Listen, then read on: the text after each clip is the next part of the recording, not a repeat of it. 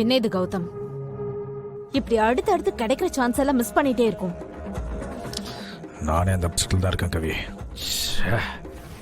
எல்லாம் நம்ம கையை மீறி நடக்குதுல்ல. சரி, இப்ப கோயில்ல நடந்த விஷயம் எல்லாம் கவனிச்சிங்களா? எஸ்.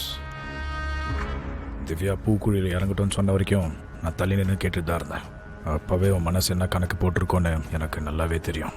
நாம கருணாவை கொண்டு திரு மேல பழிய போட நினைச்சோம். ஆனா அந்த கிருபா திருவை காலி பண்ணிட்டு பரிவட்டம் எடுக்க ட்ரை பண்ணிருக்கான். ஆமா, அவன் இல்லைன்னா வேற யாரு திரு அட்டாக் பண்ணிருக்க போறாங்க? அவங்க ஆளுங்களால திருவுக்கு தான் இருந்தா கூட நல்லா இருந்திருக்கும். ஆனா எப்படியும் அந்த திரு தப்பிச்சிட்டான். திருவிழாவுக்கு வந்ததுக்கு எதுவுமே சரியா நடக்கல. வந்த இடத்துல அந்த வேலைக்காரியையாவது ஏதாவது செஞ்சாகணும். மகாவுக்கு ஆல்ரெடி நான் ஒரு பிளான் பண்ணிருக்கேன்.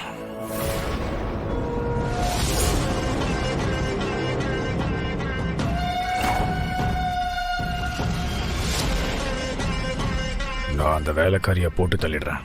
சிலம்பத்தில் வச்ச அதே பாய்சன். அந்த விஷத்திலிருந்து அவங்கள காப்பாத்தி ஒன்னையும் மட்டமா பேசி சவால் விட்டாலே அந்த வேலைக்காரி, அவ அதே விஷயத்துல சாக போறா.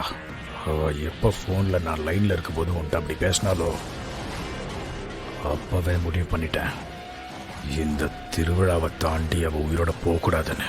என்ன பிளான்? திவ்யா பூக்குழியில இறங்கும் போது ஊரே அவளை பார்த்துட்டு இருக்கோம். கூட்டத்தோட கூட்டமா நின்று மகாவோட கழுத்தை பார்த்து இந்த கத்திய வீச போறேன். திவ்யா பூக்குழியில இறங்கி மேல வராலோ இல்லையோ, அந்த பரசுராம் குடும்பத்துக்கு பரிவட்டம் கிடைக்குதோ இல்லையோ, அந்த மகா கழுத்துல இந்த கத்தி பாஞ்சிரும்.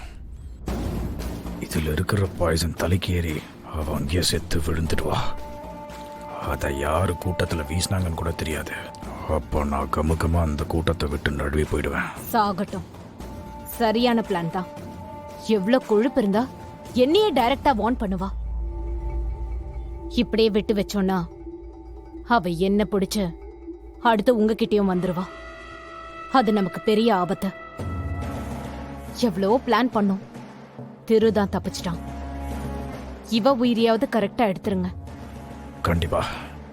மற்றவங்கள நம்ம பிளான் மிஸ் ஆகுதுன்றதுனால இந்த டைம் நானே இறங்க போறேன். என் கையிலேருந்து அவ தப்பவே முடியாது.